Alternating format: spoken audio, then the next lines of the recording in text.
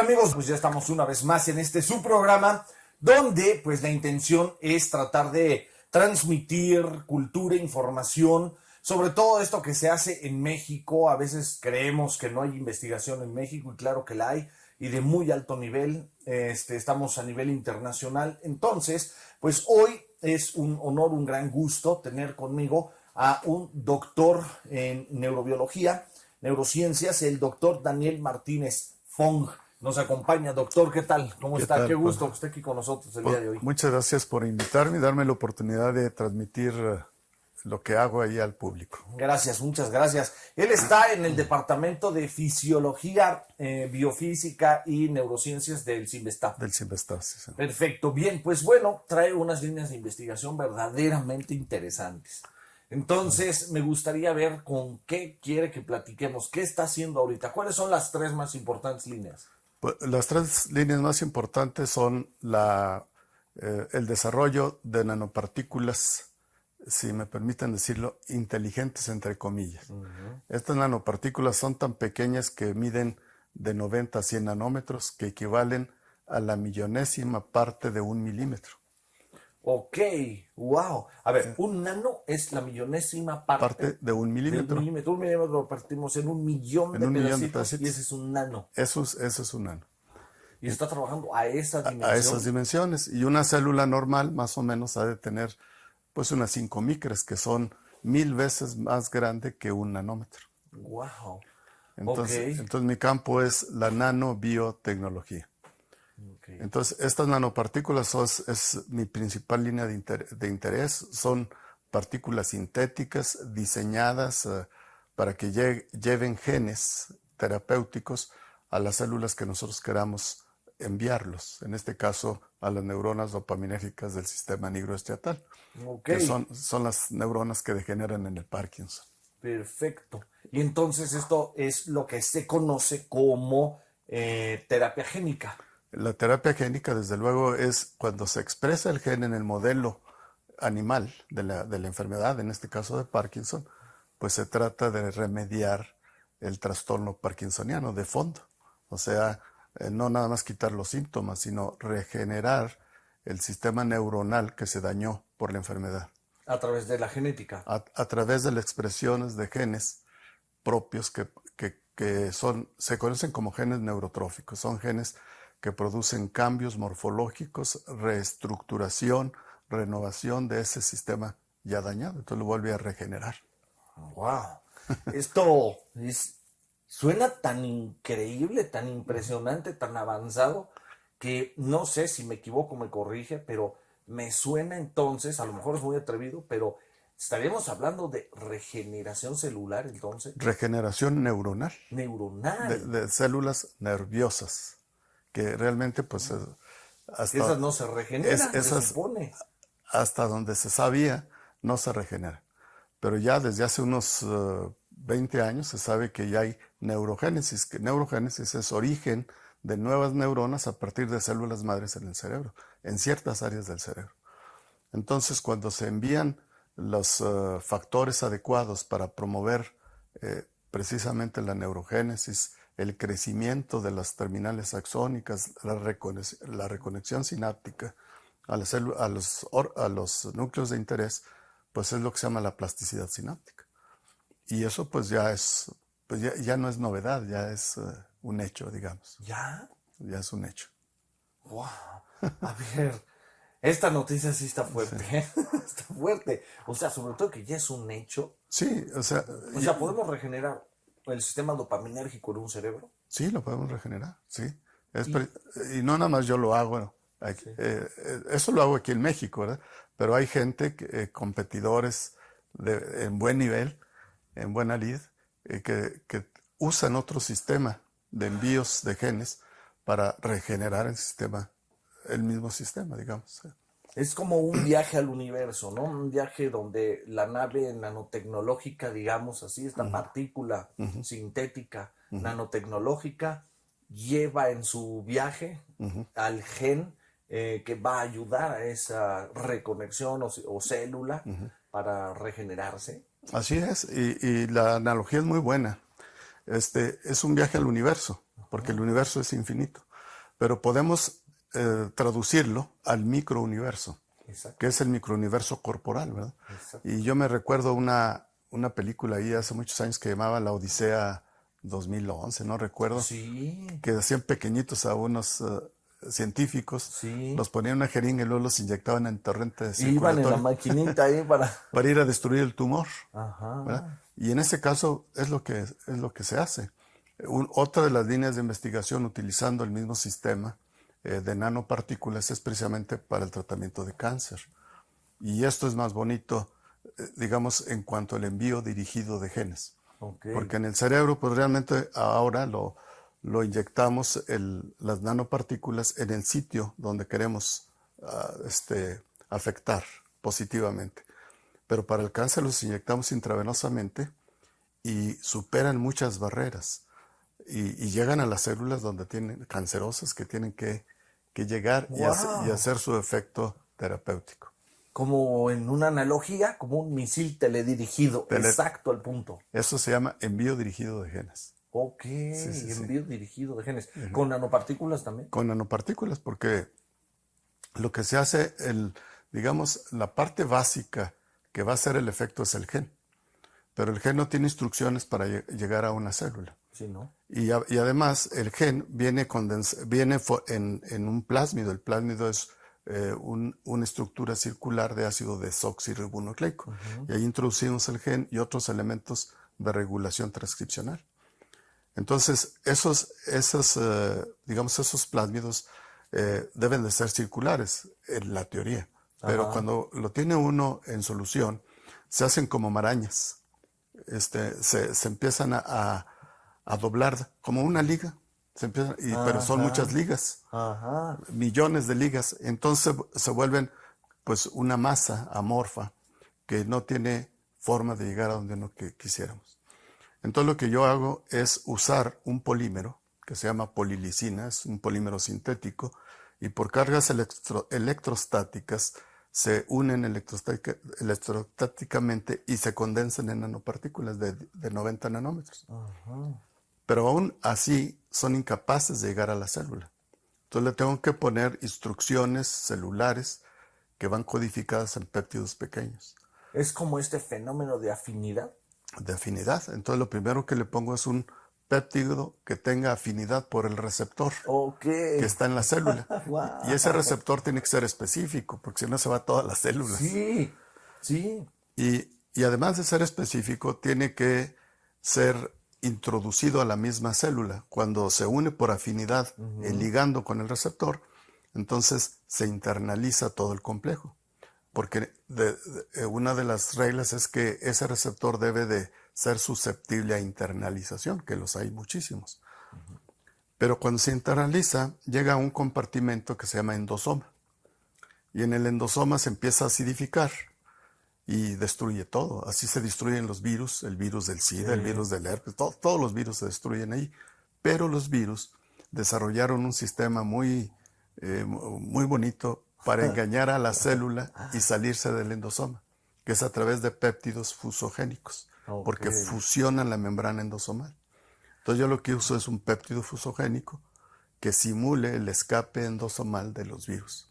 Wow. Y ya en el interior del citoplasma, en este caso el plásmido, el gen, andaría perdido. Ahí me gustaría nada más, para que la gente nos siga, aclarar que estamos hablando de un microcosmos infinitamente más pequeño que una célula y aún que el ADN. Sí. Porque estamos hablando de un gen. Entonces, recordemos que el ADN se compone justamente de una enorme cadena de genes.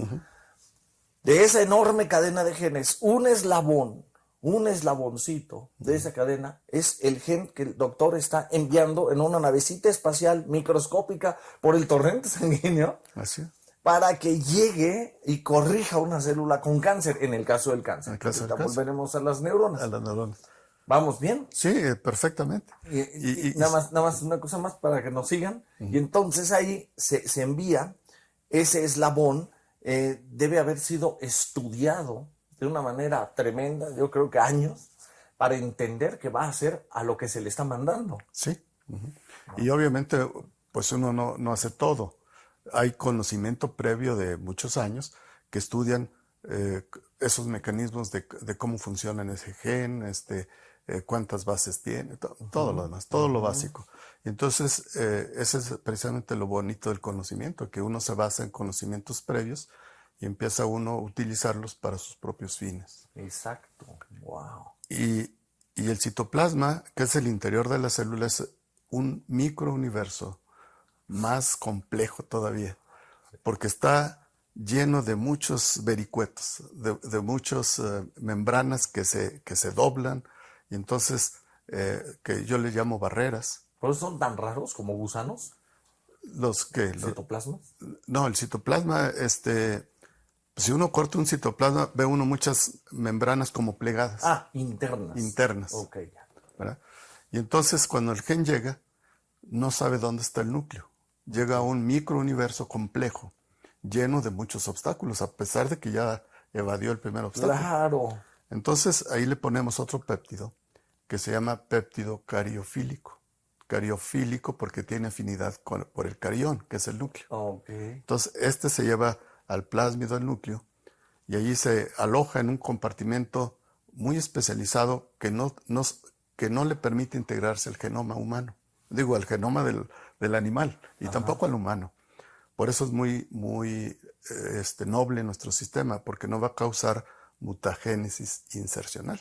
Que eso Era una de mis dudas. Sí, que eso es causa de cáncer, de trastornos, etcétera, etcétera. Entonces queda fuera del genoma, pero utilizando la herramienta transcripcional que utiliza la célula, como si fuera...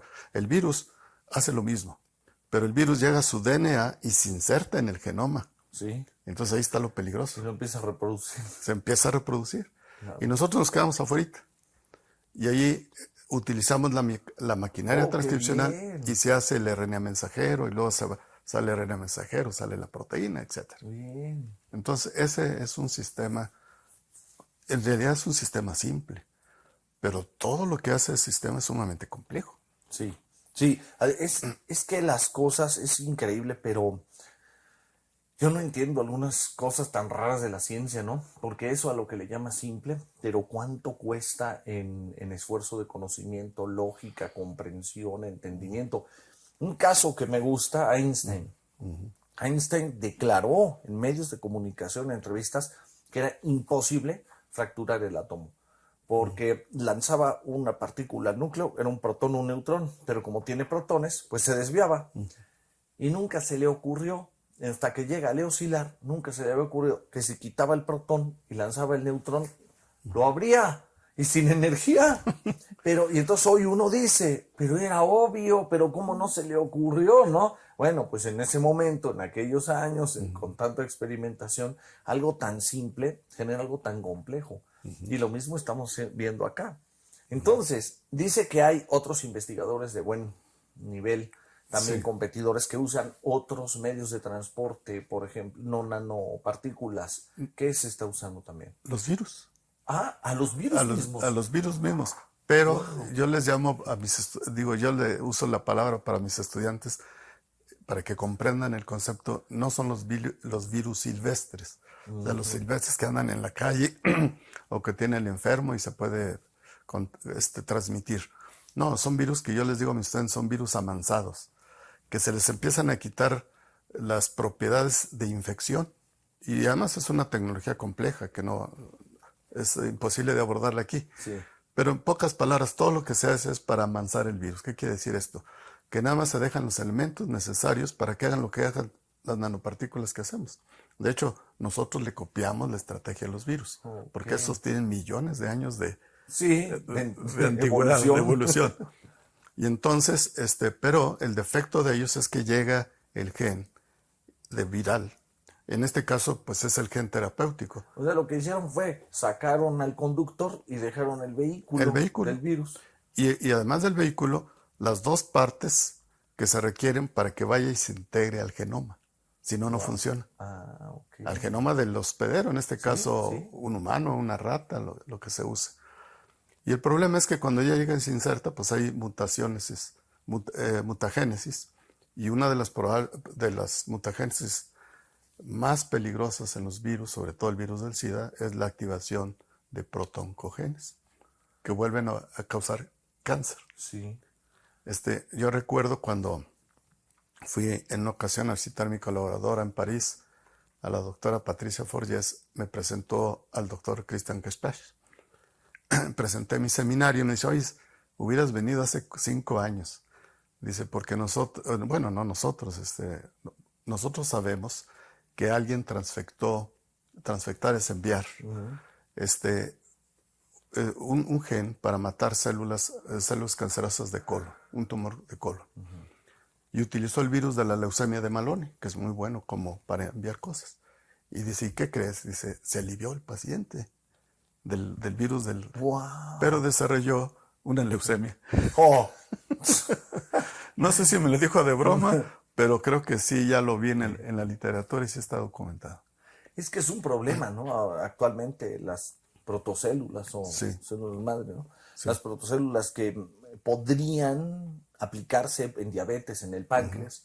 El problema es que no se detienen y generan un tumor que mata al individuo. Sí. Entonces, hoy por hoy no está funcionando todavía lo de células madre, ¿verdad? No hay aplicación todavía, ya en el mercado, pues. En algunos casos sí. Por ejemplo, para regeneración del cartílago, que es muy noble esas células, sí usan células madres, pero no insertan las células madres tal cual, las pluripotenciales, porque entonces tienen esa particularidad. Sí. Y además, independientemente de que pueda desarrollar un tumor, las células madres y muchas células que pone uno en el organismo, son células foráneas que le pone uno al individuo, se van del sitio donde uno las pone, Sí. porque andan buscando el sitio natural de ellas. Entonces, lo que hacen en el caso de las células madre, en este caso el cartílago, es que les dan un paso de diferenciación más, de tal manera que le quitan la potencialidad o la pluripotencialidad de estarse, y ya se quedan. Y luego se transforman a cartílago. Ok, Sí, wow. sí. Entonces, esa parte, hasta donde yo sé, sí se está usando, por ejemplo, para regeneración de dientes también. Okay. Que son células que se sabe muy bien cuál es su ciclo de diferenciación. La agarran en cierto momento y es cuando se trasplanta al individuo al sitio donde uno quiere. Va avanzando la ciencia rapidísimo, pero rapidísimo. Hicimos una investigación aquí sobre protocélulas. Hasta me regañaba el científico porque me decía, no se llaman células madre en aquel tiempo, ¿no? Se llaman protocélulas, pero bueno. Y entonces, las células madre, yo comentaba ahí, en aquel tiempo no había aplicación todavía. Entonces vamos avanzando rapidísimo. Esta sorpresa que trae hoy es maravillosa. Y volviendo a las células entonces, a las neuronas, ya podemos hablar de regeneración, me decía, ya como un hecho. Sí. Ok. ¿Este hecho está hoy en animales o ya llega al humano o qué periodo de espera hay, en fin? Bueno, hasta donde yo sé, nada más está en animales. Hemos hecho una búsqueda exhaustiva en la literatura para ver cuántos estudios en fase clínica hay de regeneración neuronal y sobre todo en el Parkinson. No me quiero desviar a otros lugares. Sí, no. Además, no aquí, sino en mi línea de investigación. Y no hay. Pero en animales sí lo hay, y uno de los grupos que ha contribuido a eso es el grupo del CIMSTAB, donde yo estoy. Yo estoy en el grupo de nanomedicina. Y entonces ahí tenemos ya publicados varios artículos, ya van cerca de 20, yo creo, donde demostramos que estas nanopartículas, pero cuando ya llevan genes de regeneración, los otros del cáncer son genes destructivos, estos son genes regenerativos. Inducen la regeneración de las neuronas. Hemos visto más números de neuronas que las que tenía cuando estaba enfermo el animal. Okay. Y hemos sugiriendo que hubo neurogénesis. Y hemos visto, y probadísimo, y además ya sabemos el mecanismo, que hay reinervación a los sitios donde estas neuronas proyectan.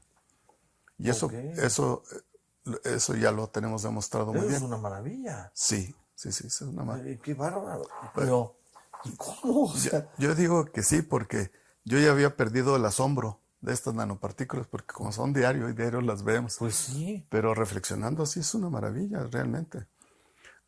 El cómo hace la reconexión no sabemos. Sobre todo en animal adulto, ¿verdad? Es lo que me maravilla, ¿qué hay atrás? ¿Cómo hacen? ¿Cómo sucede? ¿No se sabe? No, no se sabe. Tenemos hipótesis. Porque en la ontogenia, en el desarrollo del sistema nervioso, hay muchos factores neurotróficos que se están liberando en la parte donde van a conectarse, las terminales. Pero en un individuo ya viejo, en una célula ya vieja, ya eso ya se perdió, esos mecanismos.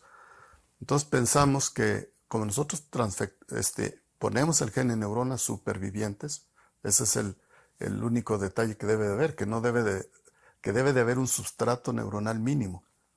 Entonces ahí ponemos el gen, se hace la proteína se va hacia las terminales de esas neuronas y empiezan a liberarse, tanto en el cuerpo como en las terminales, donde ellas proyectan. Y creemos que esa liberación de esa proteína neurotrófica hace que las nuevas neuronas empiecen a irse para allá, las conexiones más que nada, las neuronas se quedan allí. Eso lo tenemos bien demostrado. Ahora, ¿cuál es el caminito? Creemos que el caminito son el esqueleto de las vías que ya se murieron. Entonces, las terminales se murieron y debe de dejar ahí un hueco. Sí. Entonces, cuando está la influencia neurotrófica, me imagino que esas terminales se van. Suena muy lógico. Sabemos que crecen, tenemos la demostración. Todavía no hemos podido demostrar que se generan nuevas neuronas. La tecnología es difícil. Sí. Y sobre todo en el área donde yo estoy trabajando, que es la sustancia negra, porque ahí no hay nichos neurogénicos. Entonces, tenemos que demostrar primero que haya neurogénesis, de dónde vienen esas nuevas neuronas, o las células madre. No sé si hay allí células madre o no, nadie lo sabe. Hay mucha controversia en la literatura, unos dicen que sí, otros que no. Entonces, yo no he podido demostrarlo y quisiera demostrarlo, ¿no? Okay. Y con eso terminaríamos prácticamente la parte básica. La parte funcional, pues es muy fácil. Yo pongo algo en un sistema que está dañado, demuestro que hay más neuronas, más conexiones, el animal se alivia, luego... Pues sí, ya, vamos. El cómo en mi caso es el desafío, ¿no? Sí, porque yo soy... la ciencia básica. Yo soy de los básicos. Claro, y la básica es la que crea todo. Sí. Pero entonces qué interesante, porque vemos que, por ejemplo, a ver, tengo ahí dudas, ¿no? Por entrevistas que he hecho además. La muerte del sistema dopaminérgico inicia a los 40 años cumplidos, o más adelante, o no hay una edad. La regla dice, el dogma, El dogma. dice que cuando uno envejece, empieza a haber síntomas parkinsonianos. Y ese dogma pues realmente no es absoluto, porque no todas las personas adultas, viejas, tienen Parkinson. Sí tienen trastornos motores, pero no son Parkinson. Entonces, el problema del Parkinson es multifactorial. Hay gente que tiene ya diferentes genes que pueden causar muerte progresiva de las neuronas. La parquina, la alfa-sinucleína, etcétera, etcétera. Ese tipo de este tipo de enfermedad parkinsoniana se genera arriba de los 60 años. Pero ahora con las drogas sintéticas derivadas de la heroína, de la cocaína, esas drogas traen muchos contaminantes a la hora de estarlos purificando mal. Entonces, la persona que los consume tiene el efecto agradable por la droga pero por los contaminantes desarrollan el Parkinson. Ahora, ¿cuál es la edad? Pues bien jóvenes. Pues sí. De 30 años, 35 años, 40 años. Entonces, ahorita ya es muy difícil decir la edad, porque el Parkinson hay que diferenciarlo. Si es un Parkinson familiar, si es un Parkinson inducido, tóxico, traumático, etcétera. Hay muchos por insecticidas. Entonces, wow. ¿Insecticidas en el hogar? No, es más bien son insecticidas que usan en el campo, por ejemplo, el paraquat, otros tipos de entonces, que ya hasta los están prohibiendo y restringiendo. Entonces, ¿existe o no allá en el dogma, en el paradigma, existe o no, si no dopaminérgico, la muerte neuronal se iniciará por genética en el individuo en alguna edad, o depende más del cuidado del individuo. Yo creo que sí depende del cuidado. Vamos a ponernos en la hipótesis de que es una persona sana, que no tenga antecedentes familiares y que no esté expuesto a esos factores de riesgo. Entonces, tarde o temprano, va a empezar a tener trastornos musculares del sistema motriz. No necesariamente la rigidez parkinsoniana, el temblor, no, pero sí. Tirar una botella con agua. Sí, la torpeza ligera. El temblor, ¿verdad? La inseguridad, más que temblor, pues es la inseguridad de agarrar el vaso. La marcha lenta, pero ya no es la marcha lenta parkinsoniana, sino es la marcha lenta de la edad. Claro. Y como el sistema dopaminérgico es el que está regulando las funciones motoras, pues es donde se refleja la muerte de neuronal, digamos, natural, se refleja en el sistema motor. Y además, donde están las neuronas dopaminérgicas que degeneran el Parkinson, que es la sustancia negra, es el área del mesencéfalo, allí esa área es muy rica en hierro. Y el hierro es muy malo para las neuronas dopaminérgicas, porque la dopamina es una sustancia muy susceptible a oxidarse.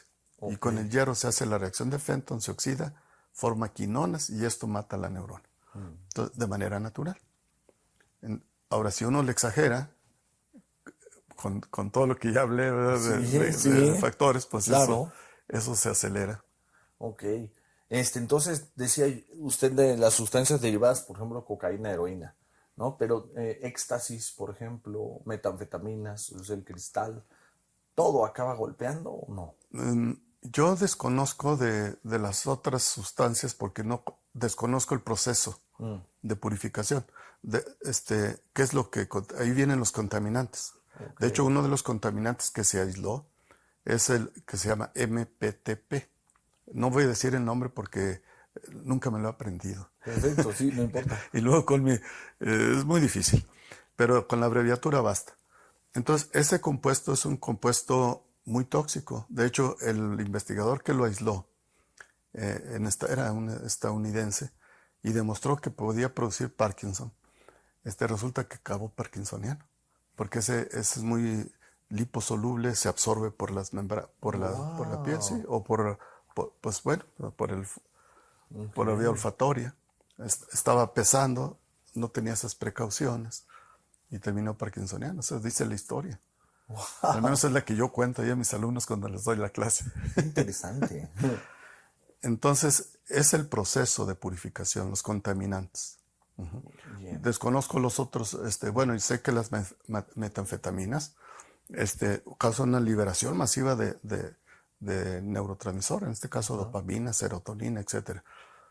Y tanto uno le está dando trabajo a la neurona dopaminérgica que seguramente le va a causar un trastorno, sino parkinsoniano de otro tipo, psiquiátrico sobre todo. Sí. Pues el éxtasis es una cosa terrible. Los sistemas de preparación son, yo no sé si en la cocina de las casas o en los baños, en los excusados. Es una cosa impresionante. Pero bueno, entonces avanzando. Este Parkinson, entonces, hoy podríamos estar vislumbrando una cura ya. Esa respuesta la voy a decir con una explicación. La respuesta concreta es sí. Okay. Con el sistema que nosotros tenemos y con otros sistemas, sí. Ahora, el problema es el cómo, ¿verdad? Porque también para que la gente no se vaya a quedar ilusionada de que ya está la cura del Parkinson desde el punto de vista clínico y comercial. Exacto. No, hay todo un gran proceso detrás de la investigación científica, biológica al menos, que es lo que yo conozco, muy complejo, que va más allá del investigador y a veces hasta de las mismas instituciones. Sí. Es la patente.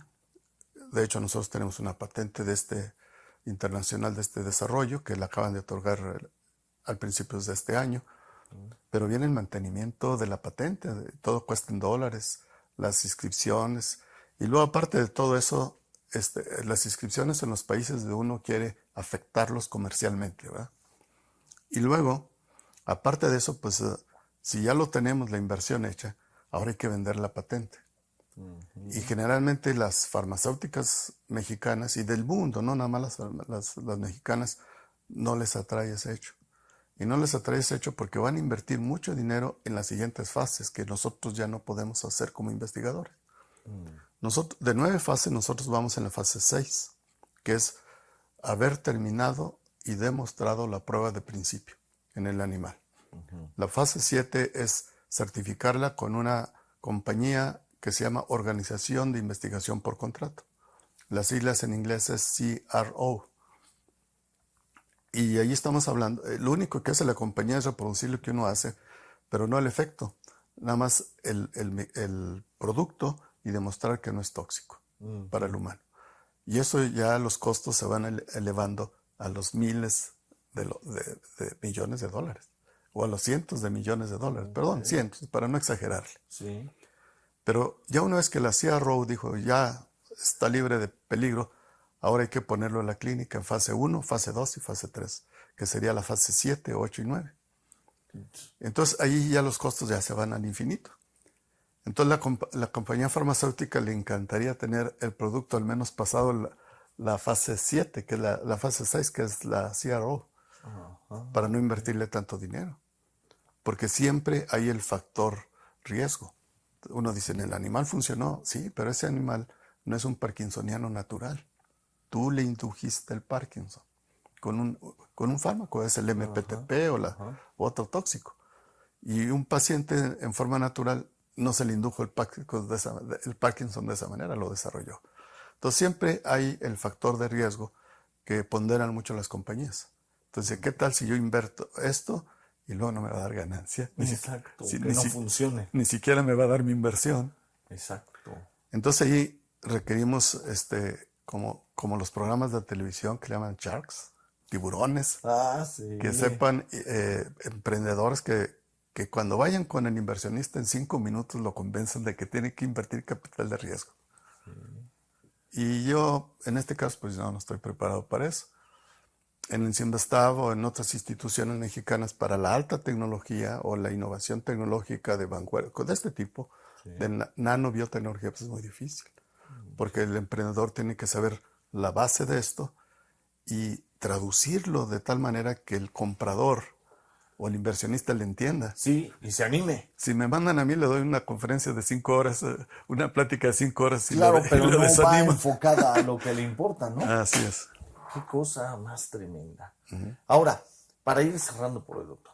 A ver, entonces es sí, pero las fases, para que llegue al mercado ya en una farmacia, yo llegue y lo compre, el médico lo aplique o como sea que vaya a ser, faltará en tiempo.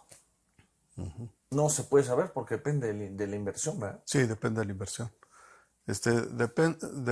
O la pregunta más exacta es, ¿qué tiempo se tiene que aplicar un descubrimiento en animales para decir va al humano? Sí, yo pienso que independientemente de nosotros que estamos desarrollando esto, digo, estamos hablando de un país de primer mundo, donde tiene todo bonito, eficiente, inversiones, etcétera. Estamos hablando de unos 10 años. Okay. Porque son enfermedades crónicas. Sí. Entonces tiene que pasar la fase 1, pues al menos tiene que darle unos 3 años para ver si no hubo cosas de toxicidad. Fase 2 para ver si hay efecto benéfico. Pues hay que darle unos 5 años para ver si todos los pacientes o qué porcentaje de pacientes se curaron. Y son pacientes que van a durar más tiempo, ya sea con la enfermedad o con el tratamiento. Sí. Y luego ya vendría la fase 3, que ya es la fase de decir, ya no es un grupo de 100 parkinsonianos, que sería la fase 2, o no me acuerdo ahorita la cifra, sino vamos a la población abierta, pero todavía experimental clínica, ¿verdad? Sí, sí. Entonces ahí ya los costos ya se van muy, y el tiempo se va más. Okay. Pero hay enfermedades que se pueden acortar esos tiempos. Desconozco yo esos mecanismos porque no es mi área. Ok, perfecto. Sí. Va. Bueno, Es que sí, es una pena que se tarde tanto todo esto, ¿no? Y algunos intereses también, y por allá que habrá, y cuántas cosas. Bueno, Sí. doctor, entonces, muchísimas gracias. La última, ahora sí ya, la última, ¿cómo evitar un consejo para la gente que nos ve? ¿Cómo evitar la muerte del sistema dopaminérgico? Bueno, pues en primer lugar, vida sana, dieta, ejercicio, evitar exponerse a contaminantes ambientales, a insecticidas de tipo rotenona, todo esto que se usa. Em, Tomar antioxidantes, ¿Cómo qué? por ejemplo, vitamina E, el romero, en realidad es el carnosol o el ácido rosmarínicos, Ok, rosmarinus, es el producto activo del romero. ok. Pero el romero, ahí ponerlo en las comidas, Sí, ya, a comer comer romerito. romeritos digo, y cualquier otro tipo de antioxidantes. Y las desveladas, el alcohol, evitar abuso de drogas, todo una vida sana, ¿verdad? Y esperar que no tenga un gen Ujú. que dé origen al Parkinson, porque eso es impredecible a veces. Bien. Entonces, tomar vitamina E, por ejemplo, suplementos normales, vitaminas, minerales. Sí, todo eso ayuda. No, no va a curar a Parkinson ni lo No, va a nunca. prevenir. No, es tener una vida sana. Sana. Entonces, lo que sí va a prevenir todo eso es reducir el estrés oxidativo. Que eso no solamente sucede en las neuronas dopaminérgicas, ahí sucede más, pero sucede en todas las células, en el hígado, en el corazón, en otras células. El estrés oxidativo. Es el estrés de Wow. la célula, Que ya empezó a somatizar. sí, y entonces ya eso es causa de muerte para cualquier célula, cuando ya empieza a desbordarse de manera descontrolada. O sea que el estrés puede existir a un nivel que no alcance el oxidativo. Así es. Ya el oxidativo ya le pegó a la Ya es célula. otra cosa. Y Ok, entonces allí eso es lo que previene estas cosas. perfecto. Entonces también sería una salud mental en el sentido de no angustiarse, no estresarse, saber combatir Ujú. el día a día, ¿no? Lo cotidiano sin este estrés que alcance la oxidación. Sí, bueno, este es, digamos, el estrés biológico. Digo, el estrés psicológico, Psicológico, que, que también es, de alguna manera, está relacionado con el estrés oxidativo. oxidativo celular. Perfecto. Y allí, pues, obviamente, la medicina es esa, ¿verdad? Sí. Muy bien. Pues doctor, muchísimas gracias de verdad. Doctor Martínez, un gustazo que haya venido con nosotros. Gracias por el ánimo de divulgar lo que están haciendo, porque sin esto, pues también en México se piensa, mucha gente cree que no hay investigación, o que son medio, ay, sí, investigación, ¿no? Y no, estamos a nivel de primer mundo, ¿no? Sí, sí, en la UNAM, en el CINVESTAB, en todas las universidades ya prácticamente hay muchos investigadores de muy alto nivel. Bien. Intercambiamos información con el mundo. Sí, sí, sí. Ah, pues acaba de comentar, ¿no? Es Sí, su compañera, su colega. sí, yo tengo, con la doctora Patricia Forgés, desarrollé bueno, 3 abordajes ya publicados para cáncer, con el doctor Mazarma, que es el director emérito del Instituto de Biotecnología en Finlandia. Es el padre de los factores neurotróficos. Él me da los genes de factores neurotróficos. Con él y sus asociados estoy colaborando. Con el doctor Michael Bannon en Wayne State University. Yo le digo a Mike que es el mago de la biología molecular, porque con él, gracias a él, diseñamos controles de expresión genética. Pero la cabeza es Mike. Y obviamente él me da las construcciones y yo las modifico, desde luego, para adecuarlos al sistema. Con el doctor con el doctor Louis-Éric Trudeau de la Universidad de Montreal, hacemos experimentos en células dopaminérgicas en cultivo. Él es uno de los científicos jóvenes, exitosos en el mundo que tiene el privilegio de haber desarrollado esos cultivos, ¿verdad? Y así tenemos muchos investigadores. Esos son los internacionales, pero también los mexicanos tienen sus méritos. La patente que tienen ustedes, por ejemplo, ¿no? Sí, sí, sí, todo eso. Bueno, doctor, muchas No, gracias. pues Gracias. muy amable por invitarme, fue un Bien, honor. Pues bueno, muchísimas gracias. Nos vemos en la próxima. Soy Martín Aparicio.